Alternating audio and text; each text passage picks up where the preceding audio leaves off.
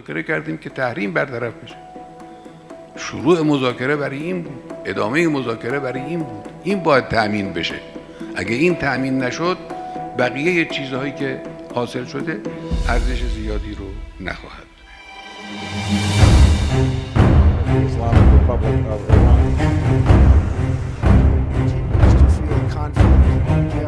حالا گفته می شود که برجام را می خواهیم با این 3 کشور اروپایی ادامه بدیم. من به این 3 کشورم اعتماد ندارم. من میگم به اینام اعتماد نکنید. می خواهید قرارداد بگذارید، تضمین به دست بیارید. اروپا باید فروش کامل نفت ایران رو تضمین کنه. اگر چنانچه حرکت آمریکایی‌ها در این راه خللی ایجاد کرد، اروپایی‌ها قطعاً بایستی اون رو جبران بکنن.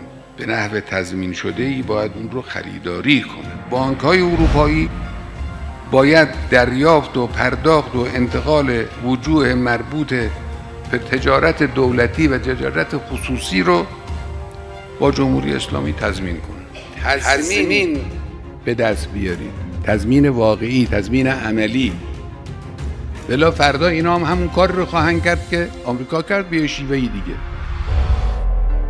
ما یه روز مشکل اقتصادی کشور رو موکول کردیم به برجام نتوانست مشکل اقتصادی کشور ما رو برطرف کنه و به ما کمک قابل توجهی بکنه و نتیجه این شد که مردم نسبت به برجام شرطی شدند که وقتی اون بابا از برجام خارج میخواد بشه، تا مدتی که اون میگه خارج میشم، ما هم دچار تلاطم در بازار خواهیم بود.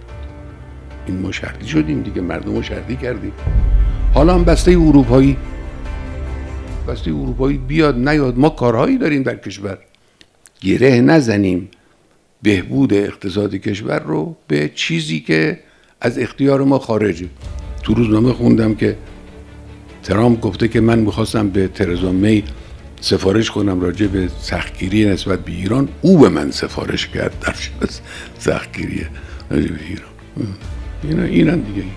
و حالا تلفن میزنه با آقای دکتر روحانی و اظهار ارادت و اخلاصم به ایشون. اینا رو بایستی اینجوری با این چشم باید نگاه. بدن اینا خیلی بدن.